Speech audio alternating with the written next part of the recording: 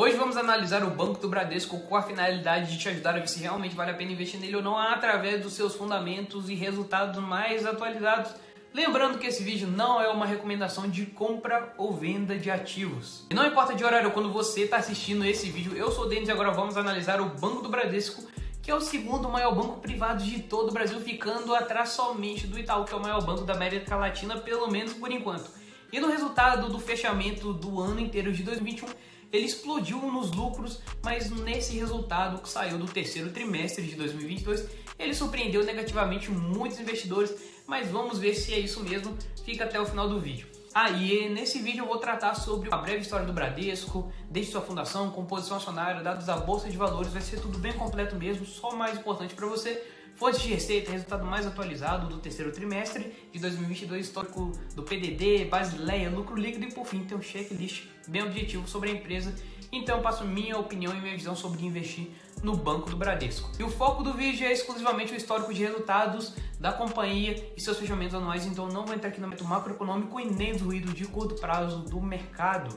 E se você gosta desse conteúdo sobre análise de empresas e gostaria de continuar acompanhando o canal, você já pode se inscrever nele, ativar o sininho das notificações para não perder nenhuma outra análise e ficar bem inteirado sobre as empresas que você pretende investir. A história do Bradesco começa em 1943 na cidade de Marília, no interior de São Paulo, com o nome Banco Brasileiro de Descontos. Em 46 eles se mudaram de agência e foram direto para a capital paulista. E em 51 ele se tornou o maior banco privado de todo o Brasil. E já na década de 60, mais precisamente em 1962, o Bradesco foi a primeira empresa a adquirir o primeiro computador. Bem diferente, né? Acho que você não sabia dessa e nem eu antes de estudar mais precisamente a história do Bradesco. Em 1968, eles implantaram o cartão de crédito Bradesco. Em 1980, o Bradesco formou o Grupo Bradesco Seguros com negócios de segmento de previdência privada, previdência aberta e título de capitalização, além da parte de seguridade. Em 1990 foi implantado o Bradesco Mobile Banking, que permite operações de consultas, saldos e extratos, além de pagamentos para algumas contas específicas pelo celular.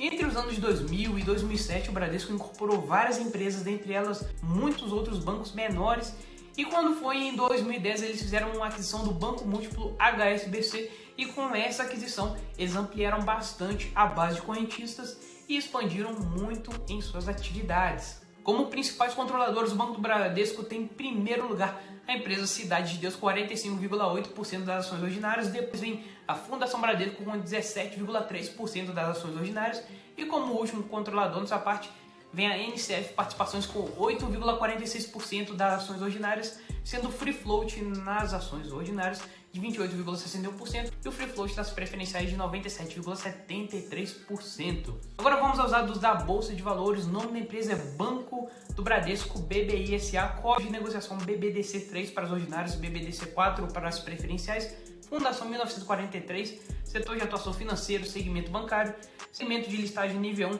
free float total de 63,11%, 100% de TG long nas ON e só 80% nas PN. Olha só, em pleno 2022 tem empresa que ainda não tem 100% de TG long nas PN. Valor de mercado 183 bilhões. Nas fontes de receita do Bradesco, basicamente ele tem dois segmentos principais. O primeiro é o segmento bancário e o segundo é o segmento de seguros, previdência e capitalização. E na parte de serviços bancários tem conta corrente, conta poupança, depósito a prazo, empréstimo, financiamento, cartão de crédito, débito e pré-pago, gestão e administração de recursos de terceiros, atividades bancárias de investimentos, plataforma de investimentos, consórcios e serviços bancários internacionais.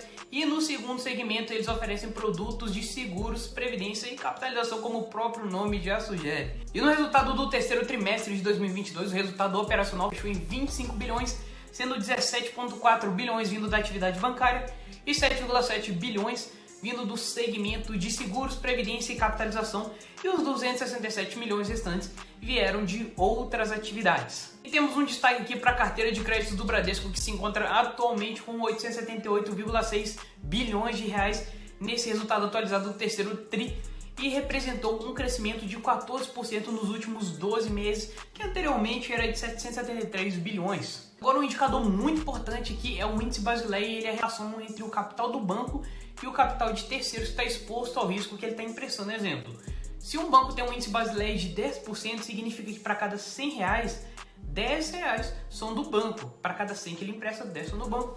E o Banco Central tem um limite mínimo de Basileia de 11%.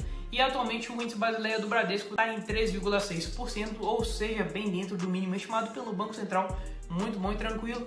E o Bradesco é um banco que tem várias iniciativas digitais, como a Ágora, como o Banco Next, o Bits e a Digio, que por sinal vem apresentando crescimento na parte de volume de custódia, clientes, carteira de crédito e contas acumuladas, além das contas totais. Ou seja, o Bradesco é um banco que sim está focado no crescimento digital também, que é extremamente importante. E como outras empresas que o Bradesco tem posições relevantes, ele tem a Cielo, Fleury, IRB e Odontoprev, que algumas delas inclusive analisamos aqui no canal. Continuando, vamos ao dinheiro que realmente fica para o banco através do histórico do lucro líquido, e você pode ver que seus lucros são constantes, consistentes, crescentes e claro, as margens acompanham a lucratividade dele na maioria das vezes, sendo os 2 anos que a margem líquida ficou mais defasada, um pouquinho menor, foram os anos de 2016 e 2017, que ficou em torno de 11% a 12% respectivamente.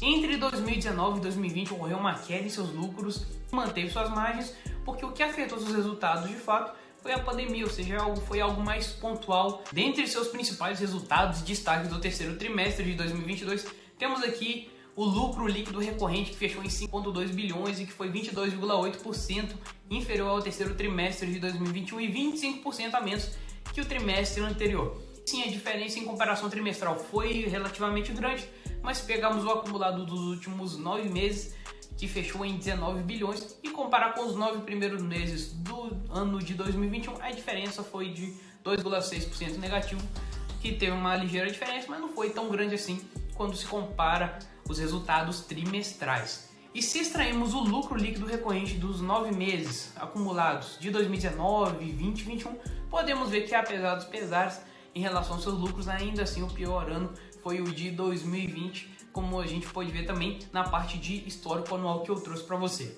E um dos indicadores mais importantes em uma análise dos bancos é o PDD, que é a provisão para devedores duvidosos. E essa provisão serve para cobrir uma eventual inadimplência dos clientes que o banco emprestou dinheiro, mas que não foram pagos. E o PDD é lançado no DRE como se fosse uma despesa, mas sem efeito caixa, ou seja, ele é uma provisão, mas já é lançado como despesa, entendeu?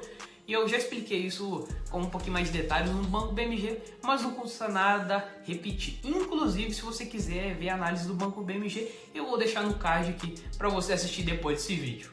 E funciona assim: o Banco Central estipula um rating que vai de AA até o H, que é o pior. E quando as operações de um banco ficam em 6 meses no H, elas podem ser automaticamente transferidas para a parte de perdas. E por mais que chegue nesse nível H, ou seja, em prejuízo, pode sim ter uma baixa contábil, mas ainda assim o banco tem como recuperar o dinheiro através das garantias, que podem ser garantias veiculares, garantias imobiliárias ou garantia de aplicação financeira, que é até mais líquido e melhor para o banco. E o PDD do Bradesco vinha em uma certa tendência de alta aí, 17, 2018, 2019, e deu uma diminuída. Em 2020 aumentou muito novamente, até que no fechamento de 2021 ele caiu novamente. E você pode ver aqui que o PDD é praticamente inversamente proporcional ao lucro líquido do banco. Quando o PDD está em alta, o lucro líquido é um pouquinho mais baixo e vice-versa também. O bom mesmo seria se o PDD e o lucro seguissem nessa tendência aí, que fechou o ano de 2021, um PDD mais baixo, um lucro líquido mais alto. Contudo, eu peguei aqui o PDD e o lucro líquido do resultado de IFRS acumulado nesses 9 primeiros meses de 2022. E claro, o ideal mesmo é aguardar o fechamento do ano, mas nesses 3 primeiros meses já se pode ter uma noção aproximada de como vai ser o fechamento desse ano, uma noção apenas. E o PDD acumulado desses 9 primeiros meses está em 13,7 bilhões e o lucro em 20,4 bilhões, ou seja, em relação ao ano passado o PDD está aumentando sim, e eu acredito que o lucro vai ficar mais ou menos no mesmo patamar do ano passado. Se for aumentar, vai ser pouca coisa, ficar um pouco acima só do fechamento do ano passado. Mas isso que eu estou fazendo aqui é meio que uma previsão, uma especulação que eu nem gosto de fazer. Eu só estou mesmo aproveitando o histórico para realizar um raciocínio aqui, um pensamento mesmo. O certo mesmo é aguardar o fechamento anual para ver como vai finalizar. E na minha concepção, o Bradesco sim aumentou a provisão do PDD para evitar os problemas com os pagadores duvidosos, o que refletiu nesse resultado um pouco menor nesse trimestre. Só que o PDD mais elevado, ele não é bom para o banco, mas isso também não quer dizer necessariamente que o dinheiro foi 100% comprometido. E eles mesmos constaram que o aumento do PDD foi um reforço complementar de 1 bilhão, chegando aos patamares de 9,7 bi nesse trimestre. E antes de passar para o checklist final, eu preciso da sua ajuda. Deixa aquele like para esse vídeo poder chegar a mais pessoas. E se ainda não for inscrito, já se inscreve no canal para você acompanhar essas análises semanais, porque isso me incentiva a continuar trazendo vídeos novos, conteúdo novo aqui para você. E agora que você me ajudou em nosso checklist, olhamos primeiro a governança corporativa.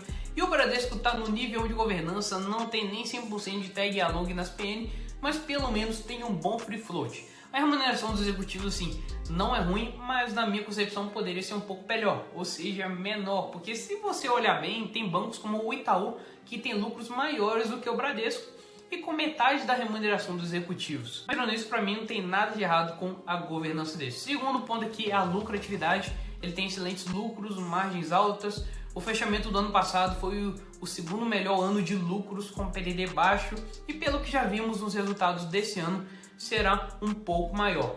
Mas aparentemente também o lucro vai continuar consistente. Agora é aguardar o fechamento do ano, porque a gente viu aqui o terceiro trimestre de 2022. E como eu falei anteriormente, um PDD mais alto nesse semestre não é o fim do mundo para o Bradesco e não é bom, claro que não é bom que ele aumente demais, mas ainda assim eu acredito que não vai afetar a lucratividade dele no longo prazo. Terceiro ponto aqui é a alavancagem. Em termos de alavancagem no quesito Basileia, está bem dentro do estipulado pelo Banco Central, finalizando esse terceiro trimestre com 3,6% e no histórico ele nunca ficou com nada alarmante de Basileia. E agora vamos à minha opinião pessoal sobre investir ou não no Bradesco. E na minha concepção ele é um dos top bancos privados aqui do país, com excelentes resultados, lucros crescentes, nível de alavancagem muito tranquila, margens boas, como podemos ver aqui ao longo da nossa análise.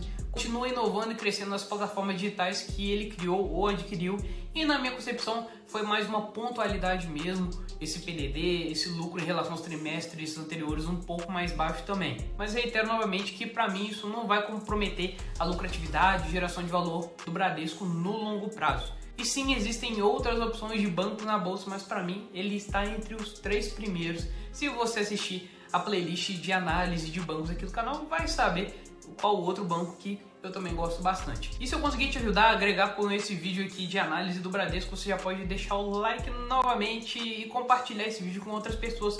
Um grande abraço e até nossa próxima análise.